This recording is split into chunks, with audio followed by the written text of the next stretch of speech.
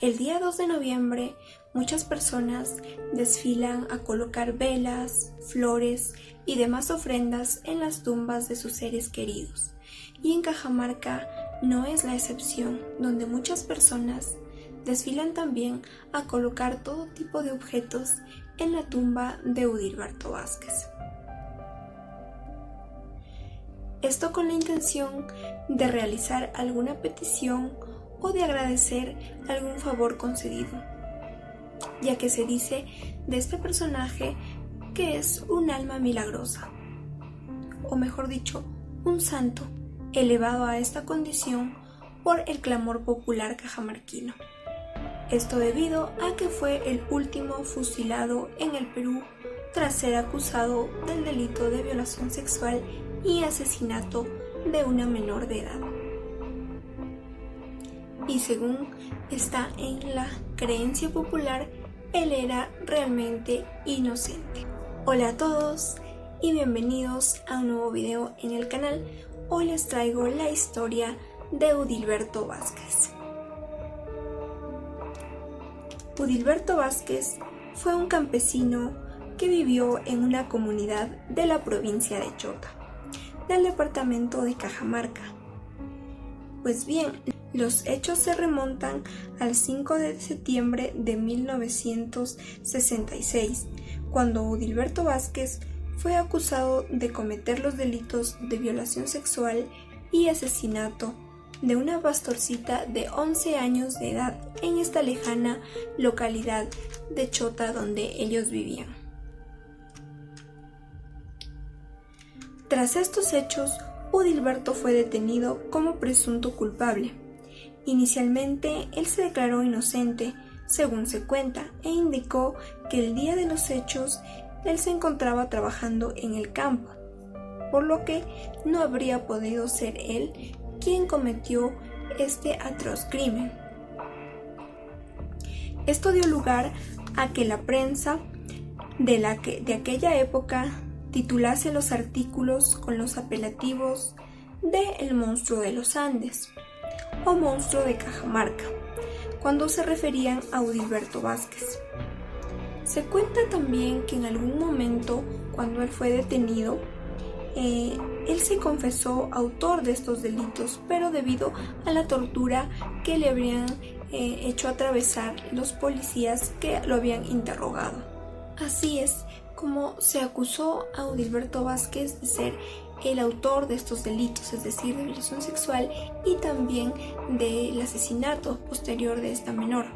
Por lo tanto, se le inició un procedimiento penal para determinar si era culpable o no. De la defensa de Udilberto se encargó el abogado Carlos Alarcón Gálvez, quien era el único defensor de oficio de aquella época en Cajamarca.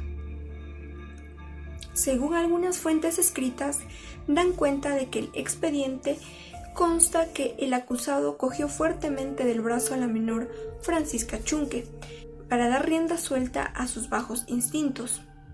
Esto estaría sustentado supuestamente en algunas declaraciones que habrían brindado unos campesinos que regularmente trabajaban junto a Udilberto y que señalan que el día de los hechos este no acudió a realizar su labor acostumbrada, es decir, aparentemente estas declaraciones obrarían en el expediente original.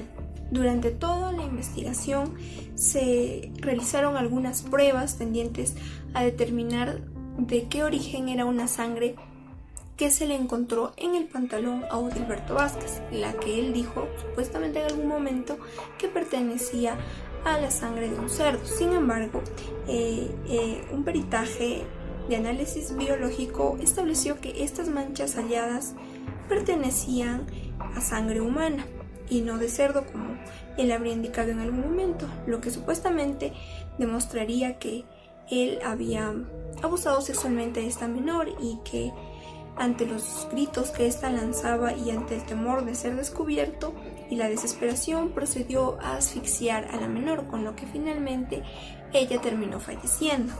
Esta investigación y para determinar su culpabilidad terminaron con que fue condenado a 25 años de prisión.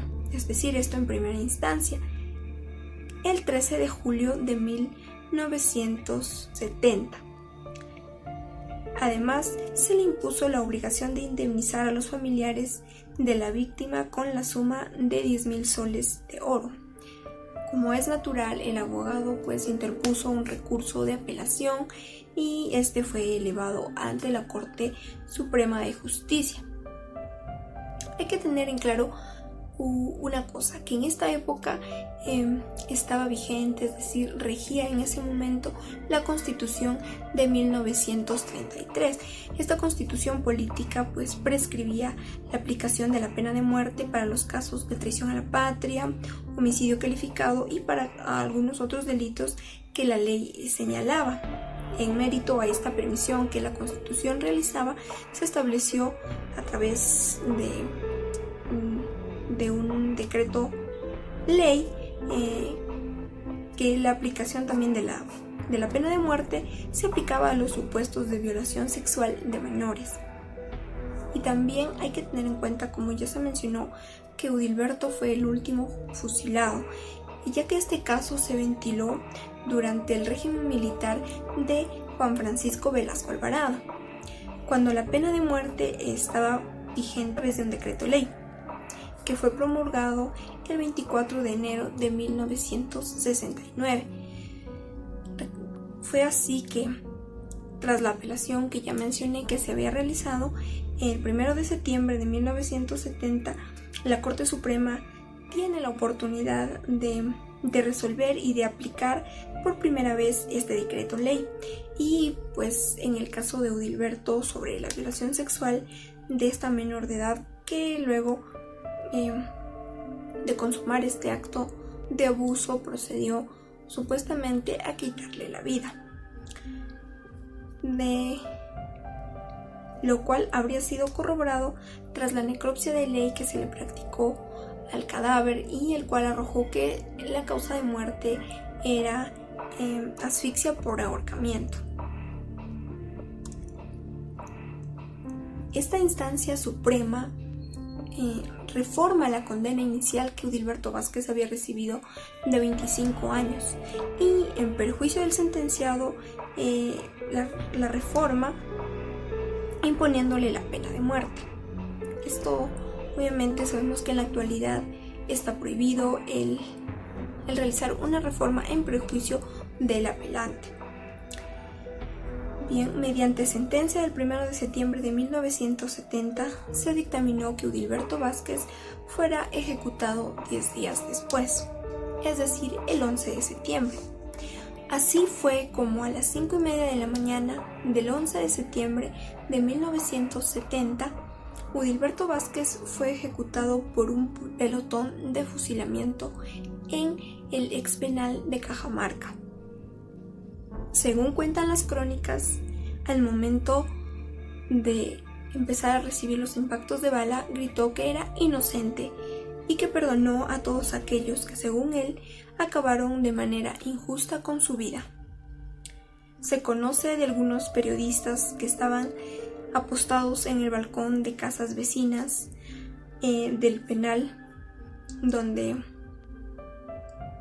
iban narrando los acontecimientos. Incluso se reportaron un desmayo de uno de los magistrados.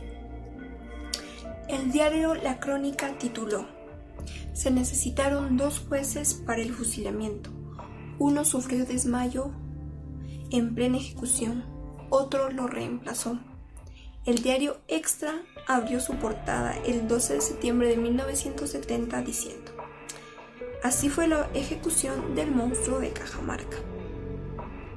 Ahora hablaremos sobre algunos puntos que pueden resultar interesantes respecto de toda esta historia de este fusilamiento posterior, proclamación como alma milagrosa por el clamor popular. Bien, algunas versiones narran que los internos del penal, tras el fusilamiento de Udilberto, recogieron los huesos y le prendían velitas porque lo creían inocente. Esto está debidamente justificado, ya que Se dice que en los 4 años que duró todo este proceso de investigación para determinar su culpabilidad, habían visto en Odilberto un comportamiento y una actitud de extremada bondad, lo que los llevaba a la creencia de que esta persona era en realidad inocente. Bueno, hablaremos del punto exacto de recogieron sus huesos, ¿no? No sé si esto sea cierto, porque de acuerdo a lo que todos tenemos conocimiento, Odilberto Vázquez, sus restos ya descansan en el Cementerio General de Cajamarca. Entonces no sé si habrá quedado por ahí algún hueso, ¿no? Es parte de la leyenda popular, así que es un punto interesante.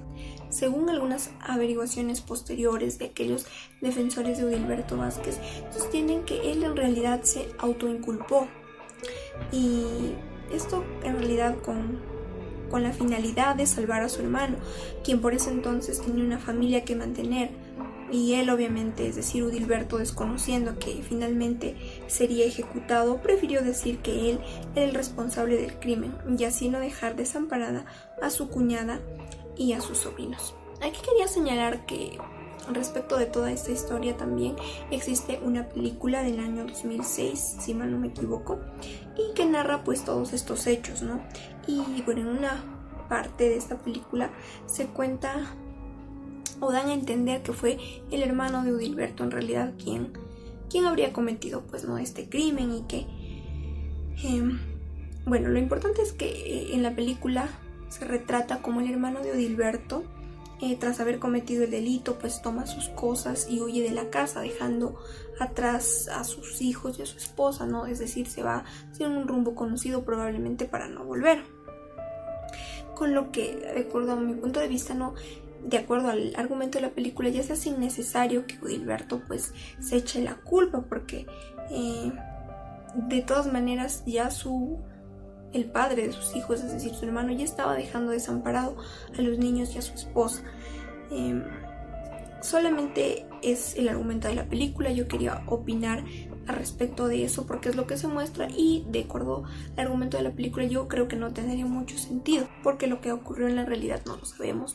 Si el hermano realmente pretendía alejarse o si realmente Odilberto se inmoló para que sus sobrinos y su cuñada no queden desprotegidos, y también para salvar la vida de su hermano, bueno, o para salvar a su hermano de la cárcel, porque él no sabía que lo podían condenar a esta pena de muerte. Toda esta historia en realidad mezcla el fervor popular, el fervor religioso, también la leyenda urbana y una pizca de indignación, ¿no?, de la sociedad ante este caso en el que se cree que se cometieron diversas injusticias con el que fue señalado como culpable y posteriormente ejecutado.